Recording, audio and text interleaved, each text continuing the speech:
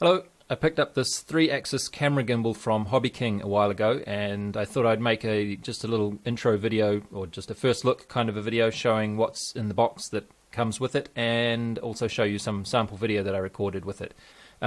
This is called the XCam A-10 3H, and like I say, it's 3-axis gimbal, and it has a nice feature that some of the other gimbals, not, I was going to say of this price range, but this was actually a little bit more expensive, but it's still fairly cheap for a gimbal that can do this.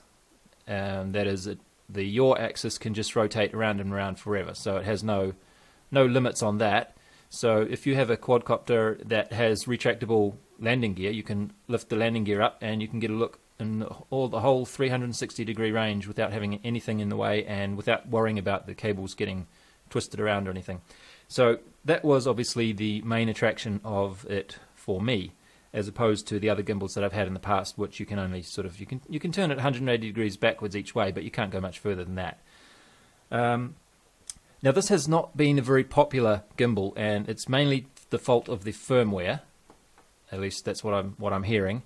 The hardware itself is not too bad, and I think I can agree with that so far. I haven't changed the firmware, but we'll get to that details of that in a minute. So let's just have a look at what it comes with. It comes with lots and lots of packing foam blocks, and this is the really nice foam that you can cut into shapes to use for all kinds of interesting purposes on your quadcopter builds. A little bit of instructions. That is Chinese. I think it's English here. So I'll just pop this up quickly if you want to have a look at it. It's a photo of that there. So it's 2 to 4S, which is quite nice. I think the other gimbal I have is 2 to 3S. Has quite a few inputs on the controller, the main box. Is it focusing? Yeah. So it has some sort of support for S-Bus. Presumably that's, oh, it says it there. Tilt, roll, and yaw. Yeah, okay. Firmware upgrade, not going to do that. And the other side is just Chinese. So not really a whole lot of instructions, but possibly enough. There is a USB cable with, what sort of connector has it got on there? There's a USB cable, whatever. And there's one of these servo leads that goes into single connections on the other end like that. So that's about all you get inside. I think that's all it was. So let's put that over there. This is the front of the camera plate, which I took off because this camera, the gimbal is made for a GoPro, and I've been using a Xiaomi Yi camera, but if you want to use a GoPro, you can screw this on there, and I think it would fit fairly nicely. I don't have a GoPro to check, but I assume it would. So I've just taken that off. When I first took it out of the box, I was a little disappointed because I would try turning the roll motor like that, and it would get stuck, really stuck. Like I could tap it like that, and it wouldn't move. So I was a bit pissed off, to be honest. But I found that when I just undid these screws a bit to maybe about 3 or 4 millimeters out and moved it a little bit like that and then put them back in, the stickiness went away. So thank goodness. Otherwise I might have had to get a replacement or something. Unlike the other gimbals that I've had, the motors have a little tab in there. Maybe you can see at the top, the little piece of metal, and that stops it from moving completely around. At least I think that's what the tab is doing. So if I try and, so you can see the pitch motor is at its limit there, and I can rotate it around here, and now it's at another limit. And likewise the roll motor only goes that far and that way, and that far in that direction. So it doesn't go any further, which is quite nice actually, because it means you can't really twist the wires around. There's obviously wires going in through here, and you can't twist those around too far either, which you can if there's no limiting limiter stops like that. Speaking of limiter stops, there's also on the the main plate of the mount, there's this little photodiode detector thingy, and when the yaw rotates around to a certain position, there is a little, you can see a little tab that goes in between that. So when this goes in the middle, it detects that the yaw is facing towards the front. So every time it starts up, let's say you start up here, it before it finishes its initialization, it turns the motor around like this, around and around and around, until it comes through and then touches there and stops. So this is the slipper mechanism in there. You can see it going round and around and around, and these wires are all going around on a sliding connection inside that piece, which is quite neat, and that's how that works. You get some fairly nice mounts for 10mm booms, nice soft rubbery mounts. Now these other rubbery mounts here are not so nice. I mean, they're okay in what they are, but they're way too small, in my opinion, for the kind of job that they're going to be doing. So typically on a gimbal of this size and weight, you would have this damping ball kind of size like that. But look at that's just crazy. Look how small they are.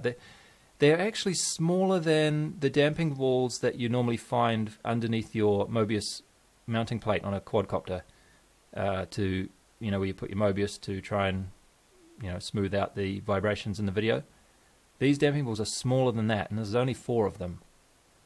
So it hasn't fallen off, and it feels like it's strong enough, but they just seem rather flimsy.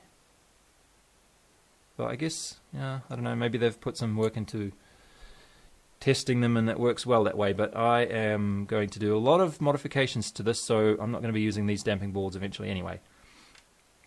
What else have we got? Alright, down here we have a connection for your GoPro, and it's one of those style connectors, and this is going to provide 5 volts and also videos. You can see on the PCB there's markings there, so you've got video ground, video out, and then 5 volt and the BG, something ground, I guess.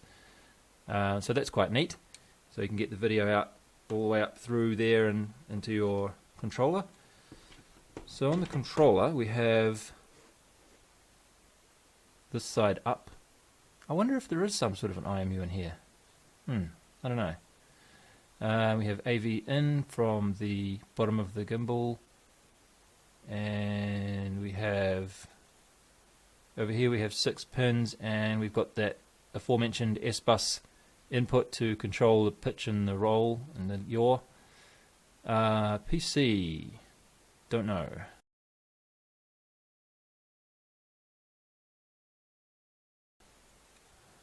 What else have we got? PPM. Presumably this is another way of controlling the pitch and the roll and the yaw.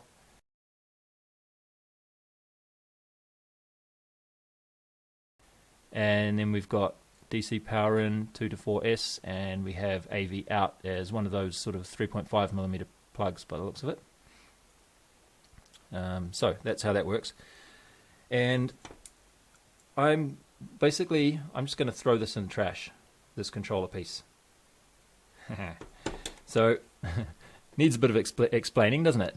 So let's have a look at the page on Hobby King where you can find this. And like I said, it's not as cheap as the other gimbals that I have. In fact, it's almost twice the price. In fact, yeah, the Storm 32 gimbal that I had before is about $80 or so. So it's, yeah, pretty much twice the price. And if we scroll down here, we'll see that it has had a lot of bad reviews.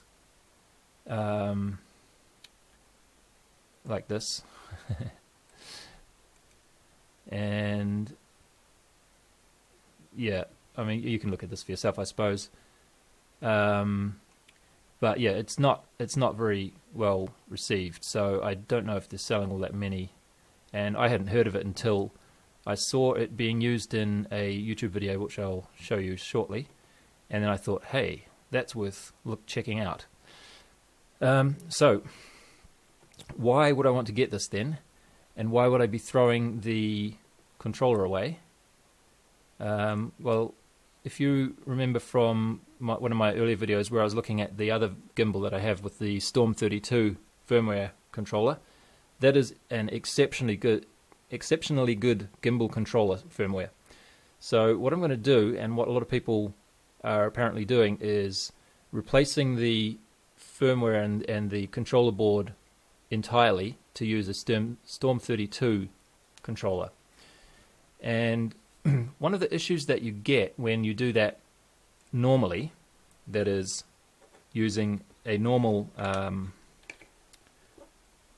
so if we look on the back here, this is one thing I forgot to show you. On the back of the bottom, or the outermost plate, is a little box with the IMU in here. So we've got accelerometer and gyro in there, I guess. So one of the problems that you get with a slipper system like this in particular is that you get some interference from the point the signal's traveling from here all the way up through the arm, and they're going side by side with the motor wires, remember? So there's a lot of interfering signals going on as they travel up through here. And then especially when you get through here, you have it's not a complete solid wire connection coming through here. There's sort of little tabs of sliding across each other. So apparently that sort of degrades the signal quality coming through as well. And apparently I2C has a little bit of trouble getting through all of this system nice and cleanly. So one thing that the Storm 32 project is moving ahead with is this NT. Actually, I don't know what NT stands for now that I think about it. But NT is a slightly different method of getting information from the IMU. And instead of using I2C, they're using the NT bus, which is you can read this page, I suppose, but it's closer to a serial connection in that it has an RX and a TX, and apparently it's more robust. Here we go. Helps tremendously with, e.g., slip rings. And I thought somewhere it said about, yeah, okay. So I2C has quite a sensitivity to disturbances from the motor signal wires. So it's basically just replacing the method of communication between the main controller board and the IMU at the bottom part underneath the camera to make sure that the signals are coming through nicely. But that's not all it is. That's actually all I'm going to use it for. But there are a whole lot of other things you can do. You can have, because it's a bus, you can connect other IMUs to it, and there's a logger, and you can actually, by the looks of it, get some motor modules that understand this NT signal protocol, and you can control the motors using this as well. So the thing is, though, the slight drawback is that you need to swap out the I2C IMU for something else, and there are no really off-the-shelf products that you can get at, like off Banggood or eBay or whatever. I don't think you could find them there at the moment. So what a lot of people are doing are kind of making their own, and there's some here, and you can buy these off the shelf. I guess you could say it's off the shelf. If you look around, I think they're selling some of these somewhere. Yeah, there you go, vendor's page, see that. So you can buy these ones. This one looks pretty cool, eh? Nice and small. So they are out there if you just want to buy one. But probably the easiest thing to do, and what I've done, is you can get one of these CC3D A-10 boards, which is actually a flight controller. So it has an STM32 chip on there, and it has, of course, the IMU on there, and it's nice and small. And you can reflash this to run as an IMU unit and stick it on the bottom of the camera plate to detect which way the camera is facing. So that's what I've done, and it's pretty cheap too. I think these are about $15 or so. And if I just shuffle this to the side, I'll show you another gimbal that I have here, which I have done this with.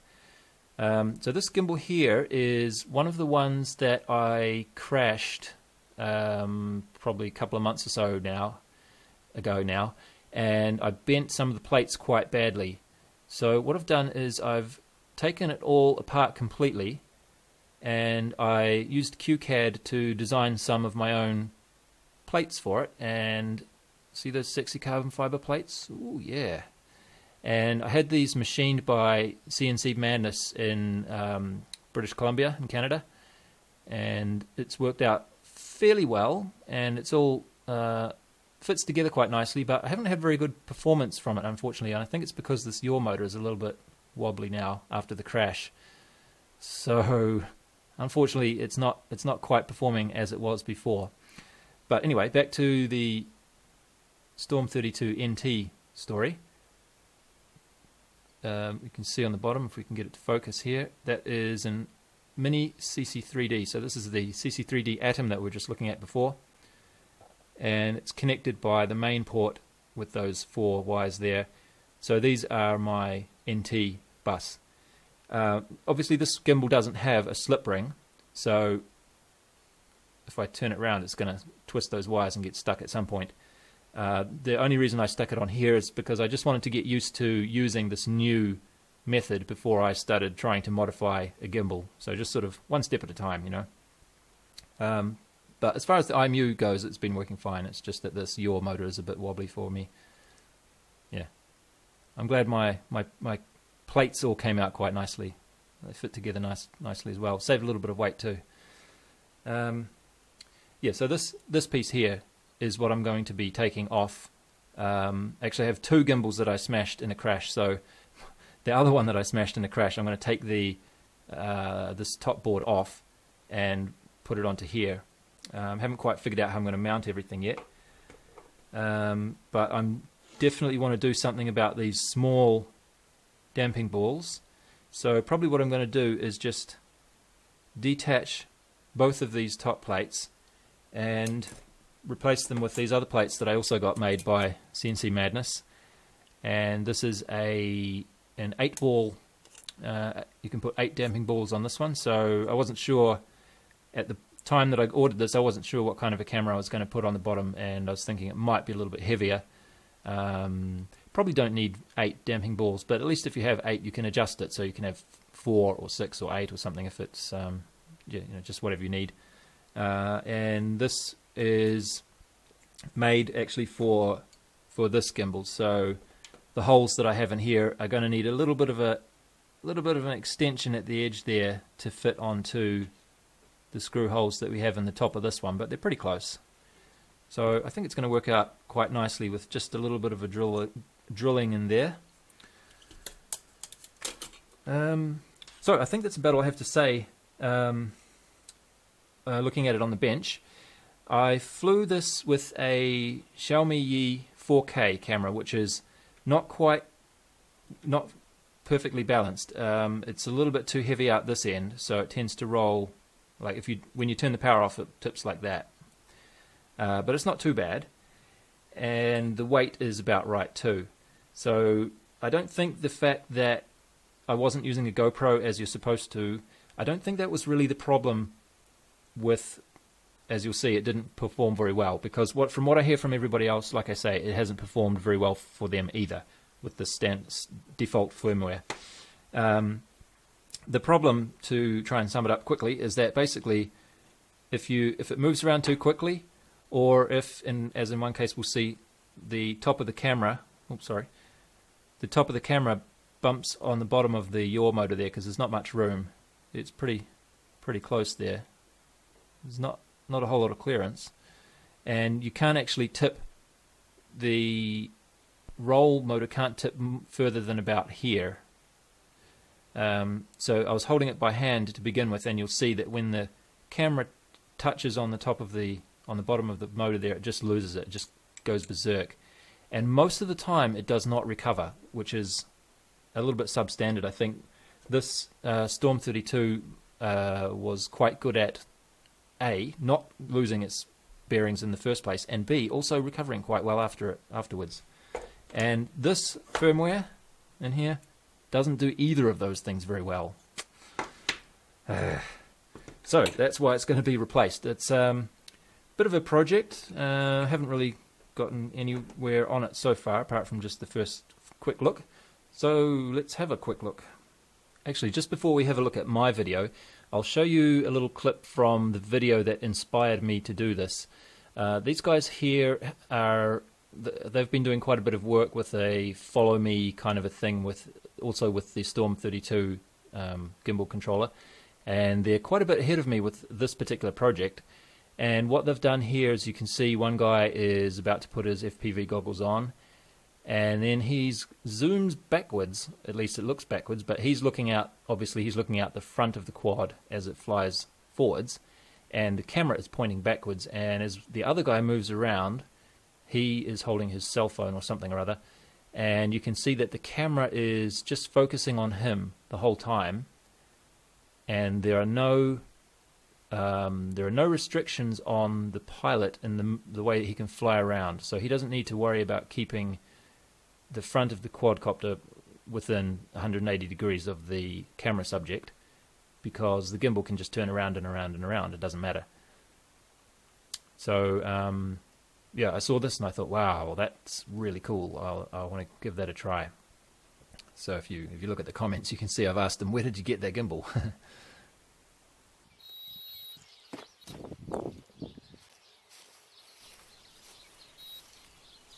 Here's a test of the gimbal as a handheld camera. It's attached to the quadcopter, but I'm just walking around with the quadcopter.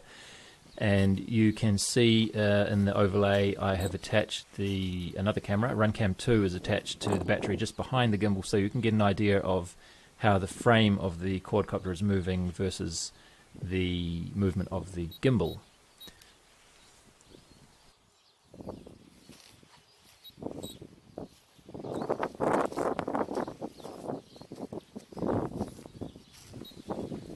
There seems to be quite a visible difference in motion between when the yaw is moving and when it's decided that it's stopped. There's a couple of points here where when I stop moving and hold it still, the yaw gets to the front when it points to the front, it just stops motionless, and you get a perfectly motionless looking, very nice picture, which is good. It's a pity it couldn't do that while it was flying.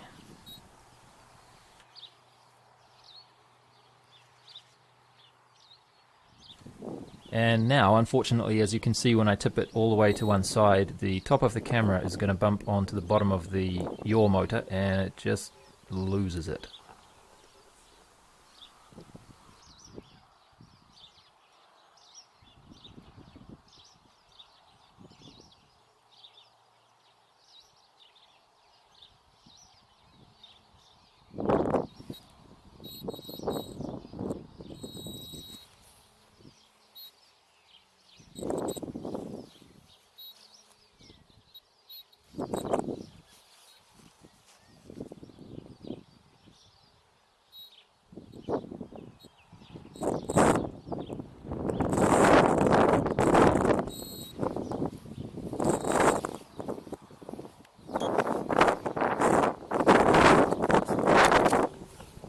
So apart from going completely berserk at the end there, it was pretty decent performance up until that point, I think. Now here is some footage where it's on the quadcopter flying around, and this was a very windy day. And again, until it goes berserk, which I think it does at some point again in this video, it was pretty decent, especially considering it was very, very windy, and I think it did an alright job overall.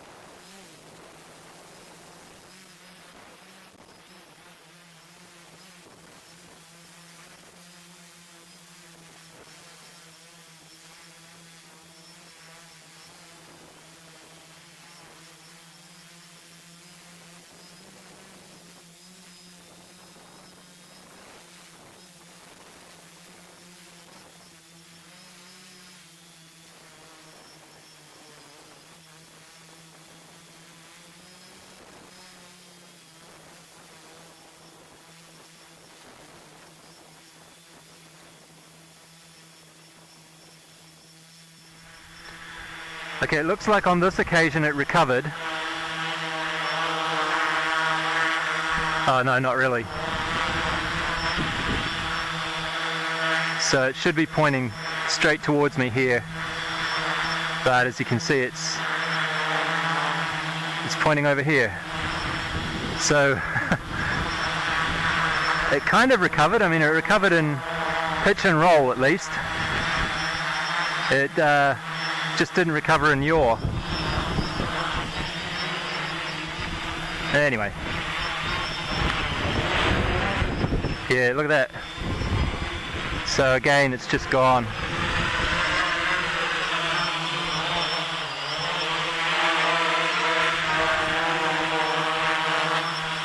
See what it's doing?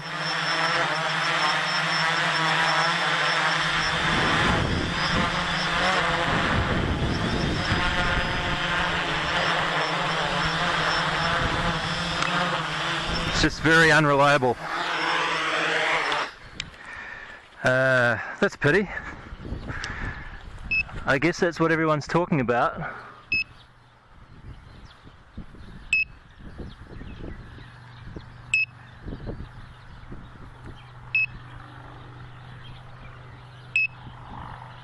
See this?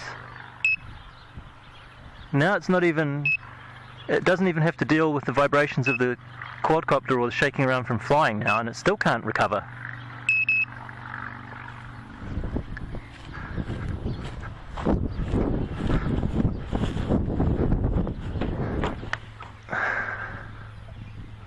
Oh, I can't even put it down.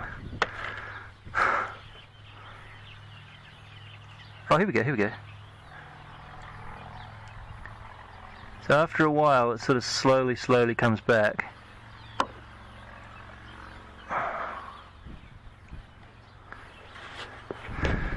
But not really good enough, is it? I mean, that's not what we want.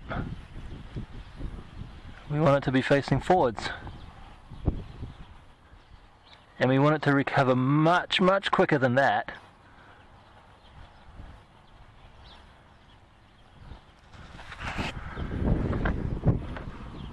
Yeah, so it's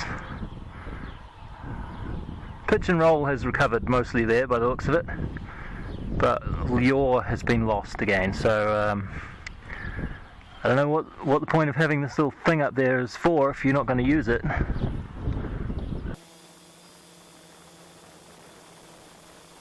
Now here's some more footage from a day when it was not windy. So on this day I was expecting it to be very good, and again it was just sort of okay. It was about the same as it was when it was windy, which was a bit of a surprise. And you can see there is again there's a slight difference between when the yaw is moving and when the yaw is stopped, or when it's reached the, I was going to say deadband, but I'm not sure if it even has a yaw deadband really, because when it's just stopped and looking straight ahead, not moving, you know, left to right in the yaw, there's a very small shuddering. I don't know if you can see it, but I can see it in the original video. And that kind of makes me think that there is no yaw deadband. It's just sort of continuously trying to adjust a little bit in the yaw. I don't know. Maybe not. But it definitely didn't work as well as I thought it would, considering that there was pretty much no wind at all on this day.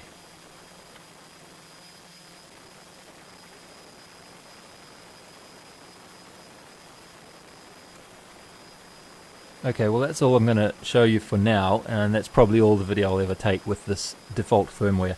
As you can see, it's not really up to scratch, and I think it did deserve some of the criticism that you see on the Hobby King reviews. Maybe some of them are a little bit harsh, but it is important that it can recover after it has an episode like that.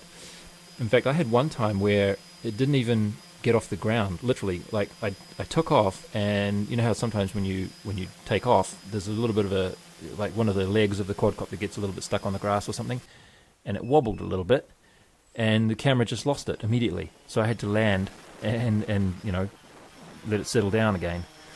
So that kind of thing is pretty annoying, to be honest, and I can understand why people are doing this replacement with the Storm 32 firmware.